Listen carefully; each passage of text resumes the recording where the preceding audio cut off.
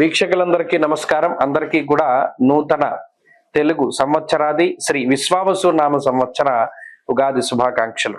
ఈ సంవత్సరంలో కర్కాటక రాశి వారికి ఏ విధమైనటువంటి ఫలితాలు కలగబోతున్నాయి అనేటువంటి విషయాన్ని ఈ వీడియో ద్వారా క్లుప్తంగా తెలుసుకునేటువంటి ప్రయత్నం చేద్దాం.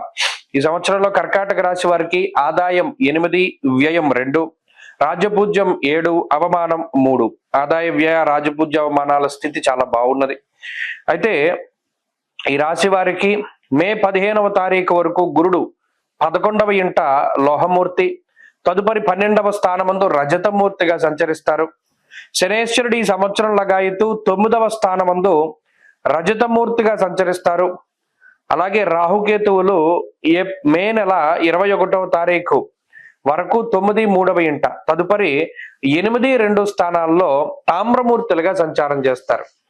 ఇక్కడ ఒక విషయాన్ని మనం దృష్టిలో పెట్టుకుంటే కర్కాటక రాశి వారికి అష్టమ శనేశ్వరుని యొక్క దోషం పోయింది.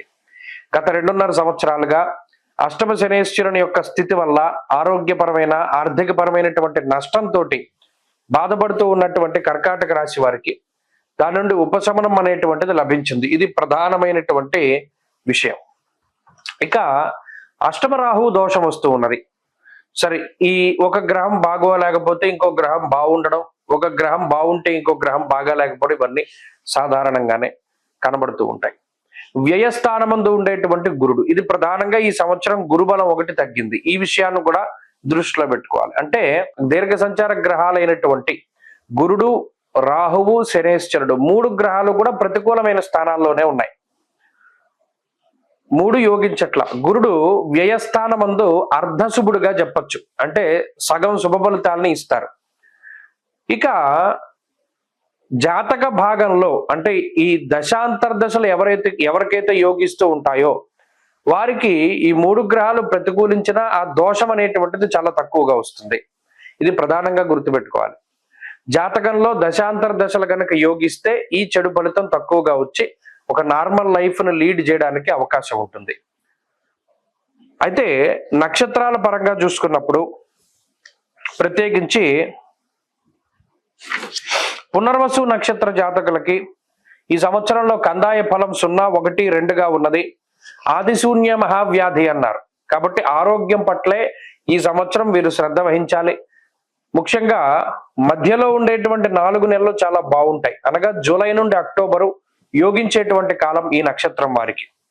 పుష్యమి నక్షత్ర జాతకులకి కందాయ ఫలం 3, 2, 0గా ఉన్నది. అంత్యశూన్యంలో కొంత ధన నష్టం అనేటువంటిది కనబడుతోంది. కాబట్టి ఆర్థిక విషయాలపై వీరు శ్రద్ధ పెట్టాలి. ఆశ్లేష నక్షత్ర జాతకులకి కందాయాలు 6, 0, 3గా ఉన్నాయి. మధ్యశూన్య మనోవ్యధ అన్నారు. అంటే కొంత మానసికమైనటువంటి క్లేశములు ఎక్కువగా రావడానికి అవకాశం ఉంటుంది. ఇది వీరు దృష్టిలో పెట్టుకోవాలి. గురుని వ్యయస్థాన స్థిత సంచారము శుభములో వ్యయశ్చైవ ప్రాణి విక్రయ దోషణం అన్నారు.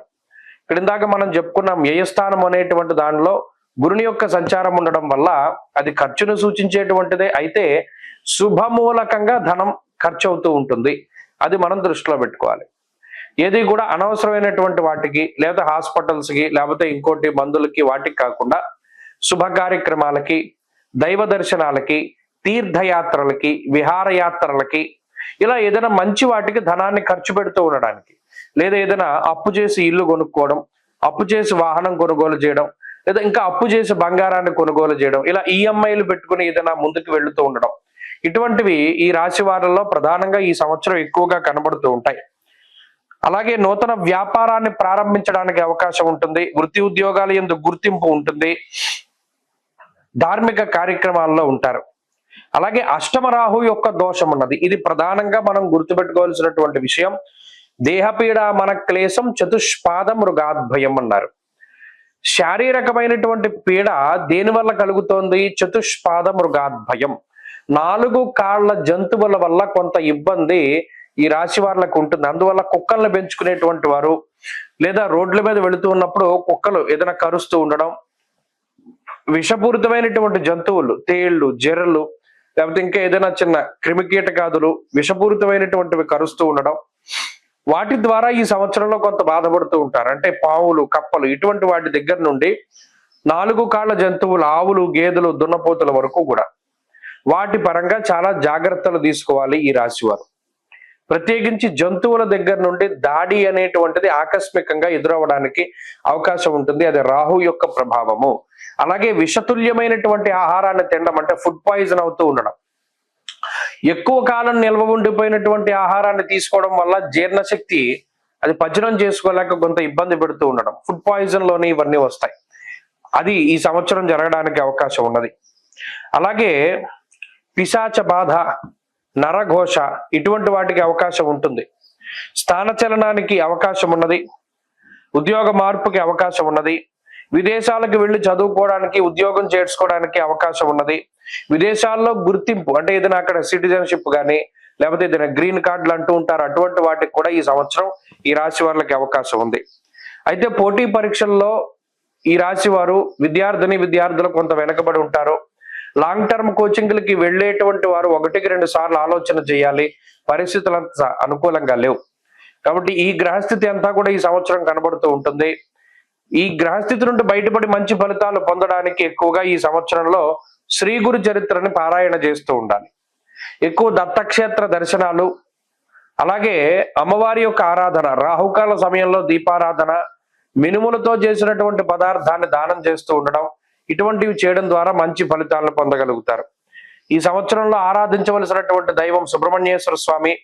మంగళవారం నాడు రావి వేప చెట్టు కింద ప్రతిష్ఠ చేసినటువంటి జంట సర్పాల విగ్రహాలకి అభిషేకాలు చేస్తూ ఉండండి. అనుకూలమైనటువంటి వారం సోమ బుధవారాలు. అదృష్ట వర్ణము తెలుపు. అదృష్ట సంఖ్య 9. మార్చి 30వ తారీఖున మారేటువంటి శనేశ్వరుడు కర్కాటక రాశి వారికి ఏ విధమైనటువంటి ఫలితాలను ఇవ్వబోతున్నారు ఈ వీడియో ద్వారా క్లుప్తంగా తెలుసుకునేటువంటి ప్రయత్నం చేద్దాం. శనేశ్వరుడు మార్చి 30వ తారీఖు లగాయితూ 9వ స్థానం ముందు రజత మూర్తిగా తన యొక్క సంచారాన్ని చేయబోతున్నారు. ఇక్కడ ఒక విషయాన్ని దృష్టిలో పెట్టుకోవాలి. గత 2.5 సంవత్సరాలుగా కర్కాటక రాశి వారికి అష్టమ శని రూపేణ శనేశ్వరుడు ఆయన చాలా పీడించేటువంటి స్థానము అష్టమ స్థానము. ఆ అష్టమ స్థానంలో ఉండడం వల్ల ఏ పని ముందుకు సాగకపోవడం, అనారోగ్య సమస్యలు, చికాకులు, మానసికమైనటువంటి ఇబ్బందులు, అలాగే ఏ పని ప్రారంభం చేసినా అది ముందుకు సాగకపోవడం, ఇటువంటి ఇబ్బందులన్నీ కూడా వారిలో వచ్చి దాదాపుగా ఈ రాహు వ్యతిరేకత, శని వ్యతిరేకతలతోటి చాలా ఇబ్బందులను అనుభవించారు. మరి ఇప్పుడు అష్టమ శని యొక్క దోషం పోతూ ఉన్నది. ఇది చాలా గొప్ప విషయం. అయితే ఇప్పుడు రజత మూర్తిగా సంచారం చేస్తారు. మూర్తిత్వాల్లో రజత మూర్తి అంటే మంచైనా చెడైనా ఆయన 50% ఫలితాన్ని ఇస్తారు. సరే, ఇప్పుడు 9వ స్థానంలోకి వెళుతున్నారు. 9వ స్థానంలోకి వెళ్ళడం అన్నది అంత మంచి కాదు, అంత చెడు కాదు. అయితే అష్టమ శని దోషంతో పోల్చుకుంటే కొంత ఉపశమనంగానే ఉంటుంది ఈ స్థానము. మరీ ముఖ్యంగా 9వ స్థానమందు శనేశ్వరుడు కొంత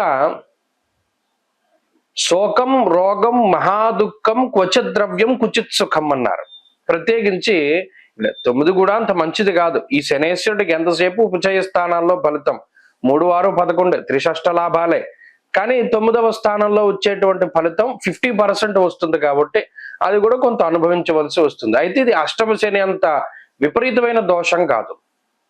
ఏమవుతుందండి ఇందులోనూ ఏదో ఒక రకమైనటువంటి మానసిక క్లేశాలు ఉంటూ ఉండడం, అది అందరికీ సాధారణంగా ఉంటాయి. దాని గురించి ప్రత్యేకించి బాధపడాల్సిన పని లేదు. 9వ స్థానము అనేటువంటి స్థానం ఏంటంటే అది భాగ్యస్థానము. ఎప్పుడైతే భాగ్యస్థాన బంధు పితృకారకుడు శనేశ్వరుడు, అదేంటండి పితృకారకుడు సూర్యుడు కదండి, మరి పితృకారకుడు శనేశ్వరుడు అంటున్నారు ఏంటండి అంటే రాత్రి జననమైనటువంటి వారికి పితృకారకుడు శనేశ్వరుడు, పగల జననమైనటువంటి వారికి రవి. మరి శనేశ్వరుడు కూడా ఎవరు? సూర్యుడి యొక్క కుమారుడే కదా. ఇది 9వ స్థానం అంటే పితృస్థానము. ఎప్పుడైతే 9వ స్థానం ముందు శని సంచారం చేస్తారో భాగ్యము తగ్గును అన్నారు. అంటే ఆర్థిక పరమైనటువంటి ఇబ్బందులకి, లేదా అతి ఖర్చులకి, లేదా తండ్రి తరఫు నుండి వచ్చేటువంటి ఆస్తిపాస్తుల అమ్మకాలకి, ఆస్తి పంపకాలకి, వచ్చినటువంటి ఆస్తిని అమ్ముకోవడానికి, వీటన్నిటికీ కూడా శనేశ్వరుడు కారణమవుతారు. అలాగే భాగ్యము అంటే పుణ్యమే. దానికి ఇంకో పేరు ఏంటయ్యా అంటే పుణ్యం. మనం భాగ్యాన్ని అనుభవిస్తున్నాం అంటే పూర్వపుణ్యం ఉందని అర్థం. మరి ఆ స్థానంలో శనేశ్వరుడు సంచరించడం వల్ల పుణ్య కార్యక్రమాలను ఆచరించేటువంటి అవకాశం అనేది ఉండదు. కొన్ని సందర్భాల్లో ఇది 50% రిజల్టే కదా. కొన్ని సందర్భాల్లో అంటే ఏదైనా తీర్థయాత్రలకు వెళ్ళడానికి వాటికి తక్కువ అవకాశం ఉంటుంది. ఎంతసేపు కూడా లౌకిక సంబంధమైనటువంటి వ్యవహారాల్లో పూర్తిగా నిమగ్నమయ్యేటువంటి పరిస్థితులు ఉంటాయి. ఇక్కడ మిగతా గ్రహాల తాలూకు స్థితిగతులను కూడా మనం పరిశీలనం చేస్తే ఈ 2025లో గురుబలం తగ్గుతుంది, అష్టమ రాహు దోషం వస్తుంది, భాగ్య శనేశ్వరుడు ఉంటారు. రాహు శనేశ్వరుడు స్థానాలు మార్చుకున్నప్పుడు మరి ఇది మిశ్రమమైనటువంటి స్థితే. ఇది ఏమో అనుకూలత కాదు, అష్టమ శని అంత ప్రతికూలత కాదు, మధ్యస్థంగా ఉంటుంది. కొంత ఉపశమనం వచ్చినప్పటికీ ఇంకా నిదానంగానే ఈ కర్కాటక రాశి వారి యొక్క పరిస్థితులన్నీ కూడా ముందుకు వెళతాయి. అలాగే ఈ సంవత్సరం అంతా కూడా ఖర్చుతో కూడి ఉన్నటువంటి వ్యవహారాలు ఎక్కువగా ఉంటాయి. మీరు గమనించండి, శని మార్పు జరిగిన సంవత్సరంన్నర వరకు కూడా మీరు దాచుకున్న ధనమంతా ఖర్చు అయిపోతూ ఉంటుంది. అలాగే ఎక్కువగా ఖర్చులు జరుగుతూ ఉంటాయి. మూలధనం అంతా కూడా ఖర్చు చేసుకునేటువంటి పరిస్థితులు కనబడుతూ ఉంటాయి. అంటే అంతా కూడా ఖర్చు వ్యవహారాలే ఎక్కువగా ఉంటాయి. ఇది ప్రధానంగా ఈ రాశి వారు గుర్తుపెట్టుకోవాలి. ఈ శని మార్పు వల్ల ఏం జరుగుతుందండి అంటే ఎక్కువ ఖర్చు ఉంటుంది. ఇది రెండు రకాలు, మంచి చెడు కదా. ఈ ఖర్చు అనేటువంటిది కొన్ని సార్లు మంచి పనులకి, అంటే ఏదైనా పెళ్లిళ్ళు, పేరెంటాళ్ళు, లేదా ఏదైనా మన వాహనాలు, ఇళ్ళు, ఇటువంటి వాటిని కొనుగోలు చేయడము, ఇందాక చెప్పుకున్నట్టు ఏదైనా వంశపారంపర్య ఆస్తిపాస్తుల్ని అమ్ముకునేలా చేయడము, ఇటువంటి వాటికి కూడా అవకాశం ఉంటుంది. కాబట్టి ఏంటి అంటే ఈ ప్రత్యేకించి శని మార్పు వల్ల కర్కాటక రాశి వారికి అధిక ధన వ్యయము అనేటువంటిదే ప్రధానంగా కనబడుతుంది తప్పితే మిగతా ఏది కూడా ఇబ్బందులు లేవు. ఆరోగ్య పరిస్థితులు, ఆర్థిక పరిస్థితులు ఇవన్నీ కూడా సాధారణంగానే ఉన్నాయి. ఇంకొక ముఖ్యమైనటువంటి విషయం ఏంటంటే ఇందాక చెప్పుకున్నట్టు ఏదైనా మంచి కార్యక్రమాన్ని, తీర్థయాత్రల్ని, దైవ దర్శనాల్ని శనేశ్వరుడు చేయనివ్వరు. అది ప్రధానంగా గుర్తుపెట్టుకోవాలి. ఏదైనా పుణ్యనది స్నానం చేద్దాం అనుకున్నా, ఏదైనా తీర్థయాత్రకి వెళదాం అనుకున్నా అంత అవకాశాన్ని ఇవ్వరు, అంత టైం ఇవ్వరు. ఎప్పుడు ఏదో ఒక బిజీగా గడిపేటువంటి పరిస్థితులే ఉంటాయి తప్పితే ఇంత సావకాశంగా ఇక్కడికి వెళదాం, అక్కడికి వెళదాం అనేటువంటి ఆలోచనలు ఉండవు. కాబట్టి ఈ ఖర్చును తగ్గించుకోవడానికే ప్రత్యేకించి మీరు ప్రణాళికలు వేసుకుంటూ ఉండాలి. అవసరమైన అనవసరమైన ప్రత్యేకించి ఎక్కువ ధనాన్ని ఖర్చు పెట్టడం ద్వారా మాత్రమే ఈ శనేశ్వరుడు ఇబ్బందిని కలగజేస్తారు. కాబట్టి అదే ప్రధానమైన విషయం. మరి దాని నుండి బయటపడడానికి ఏం చేయాలండి అంటే ప్రతిరోజు కూడా చక్కగా కాలభైరవాష్టకాన్ని పారాయణ చెయ్యండి. అలాగే లలితాదేవి యొక్క ఆరాధన చెయ్యండి. అమ్మవారి యొక్క దేవి ఖడ్గమాల స్తోత్రం గాని, మరే ఇతరత్ర స్తోత్రాలను కానీ పారాయణ చేస్తూ ఉండండి. ప్రాతస్మరామ లలితాంబికా స్తోత్రాన్ని ప్రతినిత్యము ఉదయం లేవగానే పారాయణ చేయండి. మంచి ఫలితాలు సంప్రాప్తమవుతాయి. స్వస్తి.